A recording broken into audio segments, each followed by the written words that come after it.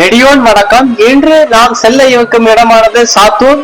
சாத்தூர் மிக பழமையான ஊராக கருதப்படுகின்றது. அதாவது பாண்டியர்கள், இடைக்கால பாண்டியர்கள், அதாவது கடுங்கோன் பாண்டியனை தொடர்ந்து பாண்டிய மன்னர்கள் ஆட்சி செய்த பொழுதே இந்த ஊரானது மிக முக்கியமான ஒரு ஊராக இருந்திருக்க வேண்டும். அதற்கு முன்பே முற்கால பாண்டியர்கள் என்று சொல்லப்படும் சங்ககால பாண்டியர்களின் ஆட்சியிலேயே இந்த ஊர் மிக முக்கியமான ஒரு இடத்தில் இருந்திருக்க வேண்டும். இன்று அங்குதான் விருதுநகரிலிருந்து நாம் சென்று கொண்டிருக்கின்றோம். இப்பொழுது சுங்கச்சாவடியும் அமைக்கப்பட்டுள்ளது அந்த ஊருக்கு முன்பாக. அதாவது விருதுநகரில் செல்லும் பொழுது சுங்கச்சாவடியை கடந்து செல்ல வேண்டும் அந்த ஊருக்குள். இந்த ஊரில் மிக முக்கியமான ஒன்று என்னவெனில், கிட்டத்தட்ட 6 பாலங்கள் அமைக்கப்பட்டுள்ளன. இந்த பாலங்களை கடந்தால் இந்த ஊரையே கடந்து வெளியே சென்று விடலாம். கோவில்பட்டி மற்றும் விருதுநகர் இடையே அமைந்துள்ளது சிவகாசிக்கு செல்லும் சாலை. இங்கு மேற்கு பக்கமாக தேசிய நெடுஞ்சாலை 44 பிரிந்து செல்ல வேண்டும். முன்பு இப்ப நம்ம சிவன் கோவிலுக்கு முன்பாக நிற்கின்றோம். சிவன் மற்றும் பெருமாள் கோவில்கள் இங்கு உள்ள பழமையான கோவில்களாக இருக்கின்றன. அதாவது கடுங்கோன் பாண்டியனை தொடர்ந்த பாண்டிய மன்னர்கள், இடைக்கால பாண்டியர்கள் அல்லது முற்கால பாண்டியர்கள் என்று அழைக்கப்படும் பாண்டிய மன்னர்களால் இந்த கோவில்கள் கட்டட பணிகள் துவக்கப்பட்டிருக்க வேண்டும். இந்த கல்வெட்டுக்களானது 12, 13ஆம் நூற்றாண்டை சேர்ந்த கல்வெட்டுக்கள் கிடைக்கின்றன. அதே போன்று இந்த ஊரை சுற்றி ஏராளமான கல்வெட்டுக்கள் கிடைக்கின்றன. நமக்கு குறிப்பாக கிட்டத்தட்ட 20 கல்வெட்டுக்கள் கிடைக்கின்றன. மிக முக்கியமாக ஒரு ஊராக இருக்கின்றது. எப்படி பாலவனத்தில் கல்வெட்டு சுரங்கம் இருந்ததோ அதே போன்று இங்கு கல்வெட்டுக்களான கடலே காணப்படுகின்றது. இந்த பகுதியில் எங்கு பார்த்தாலும் கல்வெட்டுகள். ஆனால் கோவில்களை சம்பந்தப்பட்ட கல்வெட்டுகள் மிக குறைவாக இருப்பினும் இங்கு வேளாண் தொழில் சார்ந்த கல்வெட்டுகள் கிடைக்கின்றன. ஏனெனில் இந்த ஊரில் வைப்பாக கடந்து செல்கின்றது. அப்பொழுது நாம் சென்று கொண்டிருந்த பொழுது ஒரு லாரி பின்னோக்கி வந்து கொண்டிருக்கின்றோம் என்று குழப்பத்தில் நாம் ஒரு பாலத்தை கடந்து சென்ற பொழுது பார்த்தோம். அந்த பாலத்தில் ஒரு லாரி, விபத்துக்குள்ளான லாரியை இழுத்து சென்று கொண்டிருந்தார்கள். நாம் அப்பொழுது அந்த வழியாக கடந்து சென்றோம். அந்த காட்சிகள் பதிவாகி இருந்தன நமது கேமராவில். அந்த காட்சிகள் தான் இவை. இப்பொழுது நாம் அந்த சாத்தூர் கோவில் தான் சென்று கொண்டிருக்கின்றோம். இப்பொழுது ஒரு மாரியம்மன் கோவில் காணப்படுகின்றது. பிற்கால வளர்ச்சியாக இருக்கின்றது. இதை அடுத்து பழைய பேருந்து நிலையம் காணப்படுகின்றது. இந்த ஊர் இடைக்காலத்தில் சற்று வளர்ச்சி குறைந்து விட்டது என்றுதான் சொல்ல வேண்டும்.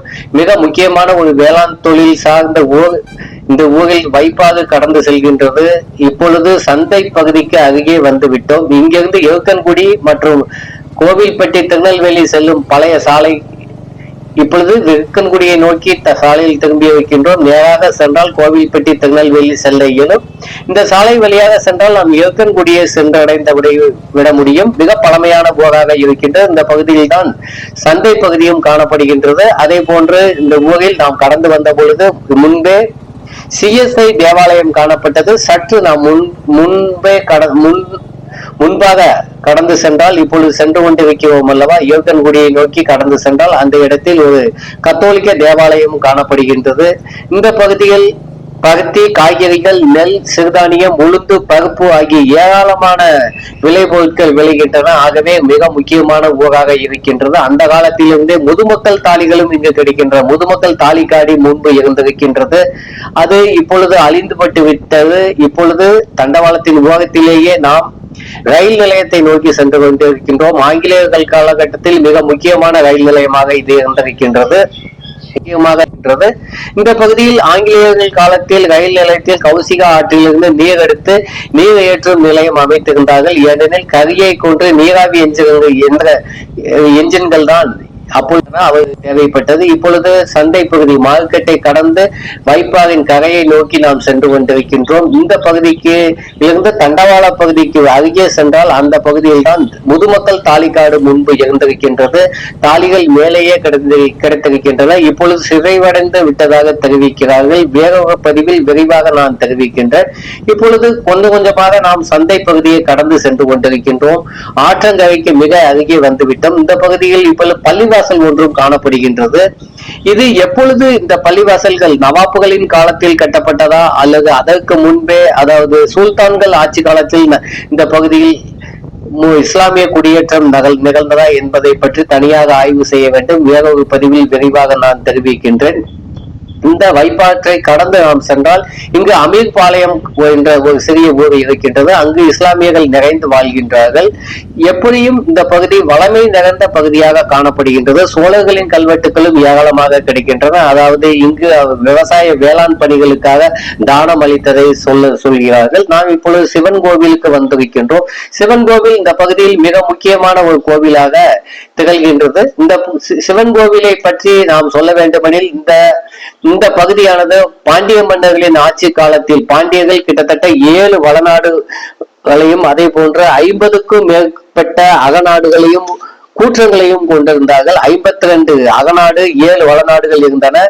மதுரோதய வளநாட்டு பகுதிக்கு கீழ் இந்த பகுதியானது எரிஞ்சோ நாடு என்று அழைக்கப்படுகின்றது. எரிஞ்சோ நாட்டு பகுதியில் தான் சாத்தனூர் அல்லது சோநாடு என்று அழைக்கப்பட்ட பழம் புகழ் வாய்ந்த இந்த ஊராக இருக்கின்றது. இந்த ஊரில் உள்ள சிவனானவர், அதாவது கடுங்கோன் பாண்டியனை தொடர்ந்த இடைக்கால அந்த முற்கால பாண்டியர்கள் இந்த சிவனை தான் தோன்றி ஈஸ்வரம் என்று அழைத்துள்ளார்கள். அதே போன்று இங்கு உள்ள இறைவியை அம்மனை சிவகாம சுந்தரி என்று அழைத்துள்ளார்கள்.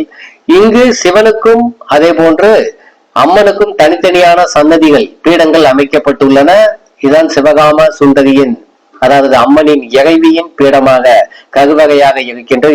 2 கருவகைகள் தனித்தனியே அமைக்கப்பட்டுள்ளன. கொடிமரங்கள் காணப்படுகின்றன. மிகப்பெரிய, அதாவது மிக பழமையான ஊராக இருக்கின்றது. இந்த கோவில்களில் இங்கு உள்ள பெருமாள் கோவில் மற்றும் சிவன் கோவிலுக்கு ஒரே ஒரு தெப்ப குளம் தான் காணப்படுகின்றது நடுவில். இந்த குளம் மிக பழமையானதாக இருக்கின்றது. அதே போன்று இங்கு உள்ள அருளி, செவ்வரளி இந்த சிவனுக்கு சாத்தப்படும் மலராக இந்த மூலவருக்கு காணப்படுகின்றது. மிக முக்கியமான இந்த பகுதியில் வேளாண் தொழில் சிறந்திருந்த வணிகத்துக்கு மிக முக்கியமான ஊராக இருக்கின்றது. சிவனுக்கு நாயன்மார்களின் அனைத்து சிலைகளும் இங்கு வைக்கப்பட்டுள்ளன. எல்லா கோயில்களும் தமிழகத்தில் எவ்வாறு சிவன் கோவில்களில் பீடங்கள், அதாவது சிலைகள் கடவுளர்கள் சுற்றி வைக்கப்படுமோ அப்படித்தான் இங்கும் காணப்படுகின்றது. 14 கால் மண்டபமும் இங்கு அமைக்கப்பட்டுள்ளது.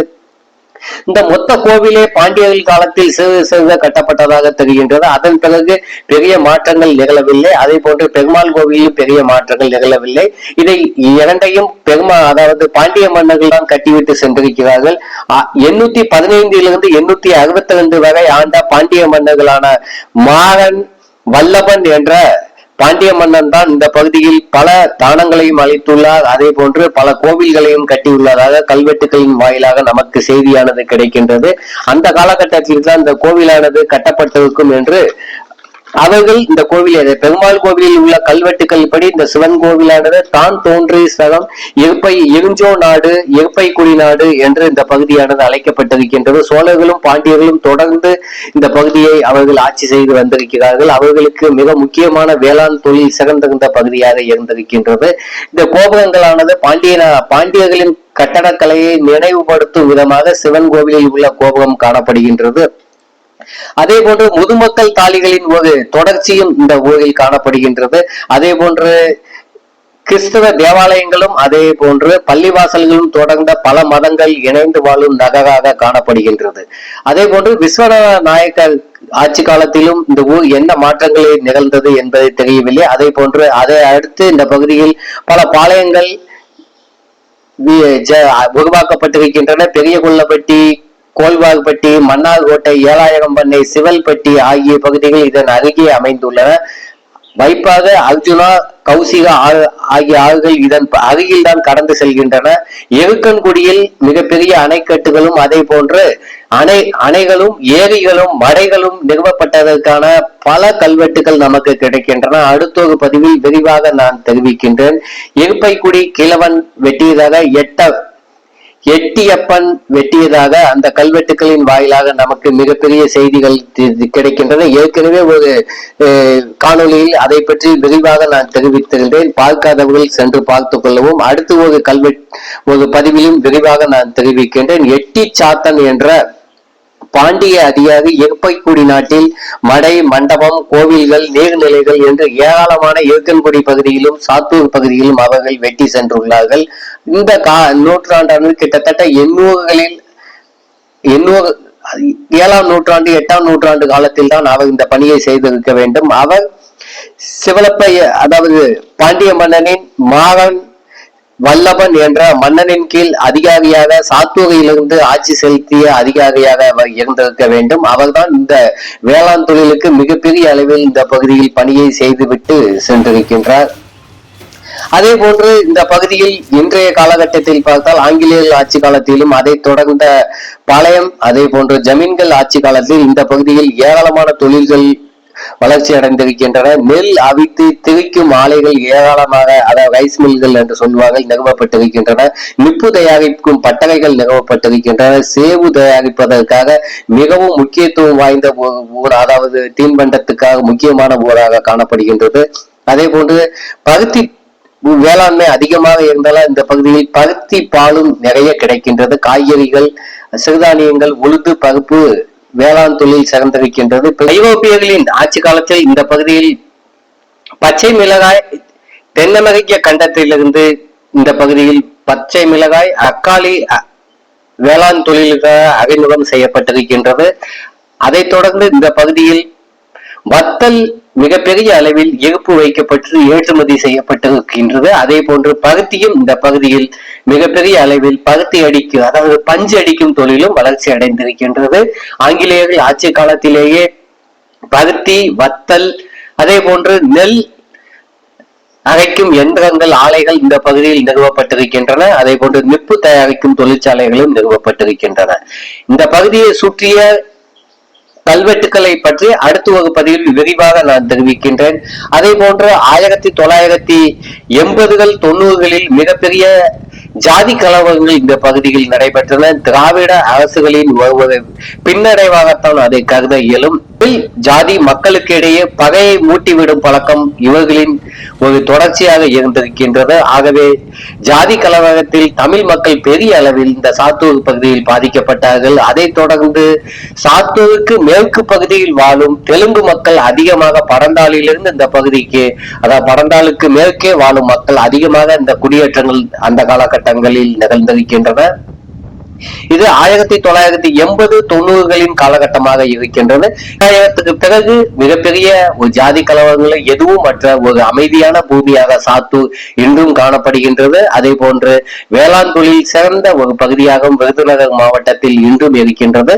இருக்கன்குடி இலிருந்து செய்யப்படும் உற்பத்தி செய்யப்படும் வேளாண் பொருட்கள் சாத்தூர் மிகப்பெரிய அதற்கு சந்தை மையமாக திகழ்ந்து வருகின்றது.